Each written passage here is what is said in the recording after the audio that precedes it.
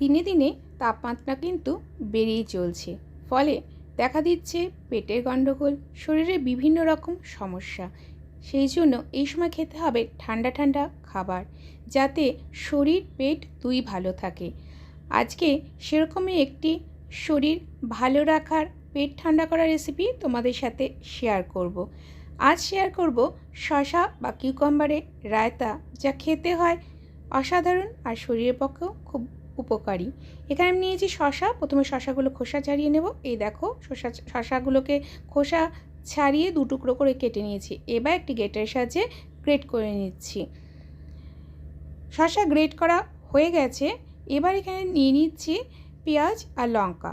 পেঁয়াজগুলোকে যতটা সম্ভব ছোট ছোট কাটবে, তাহলে মুখে পড়লেও কিন্তু খারাপ লাগবে না। কিন্তু রায়তাতে কিন্তু পেঁয়াজ দেওয়ার অবশ্যই চেষ্টা করবে, খেতে বেশ ভালো লাগে।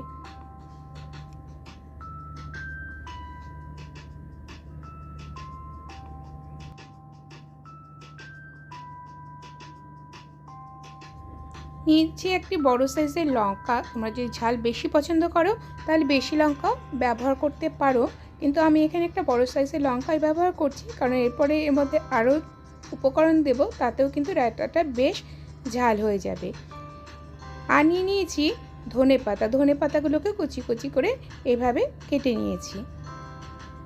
এখানে আমি ব্যবহার করছি ঘরে পাতা দই। আমি কিভাবে এইভাবে পারফেক্ট দই বাড়িতে বানাই জানতে হলে আমাকে কমেন্ট করে জানিও, আমি অবশ্যই ভিডিওটি শেয়ার করব।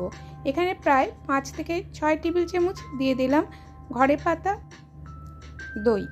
এই দইয়ের টেস্টটা কিন্তু খুবই ভালো লাগে, খুব বেশি টকও হয় না, আবার মিষ্টি তো একদমই নেই, ফলে এটা শরীরের পক্ষেও উপকারী।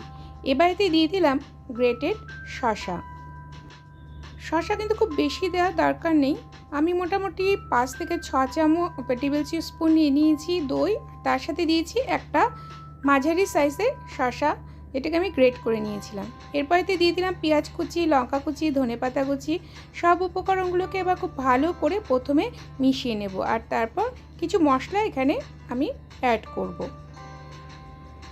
দেখতে পাচ্ছ দইটা কিন্তু শসা দেওয়ার পরেও একদম পাতলা হয়ে যায়নি, বেশ থকথকা হয়েছে, যা খেতে বেশ ভালো হয়। এবারেতে দিয়ে দিলাম স্বাদ অনুযায়ী নুন, জিরে গুঁড়ো। ভাজা জিরে গুঁড়ো ব্যবহার করছি, অবশ্যই কিন্তু ভাজা জিরে গুঁড়ো রায়তাতে ব্যবহার করবে, খেতে খুবই ভালো লাগে।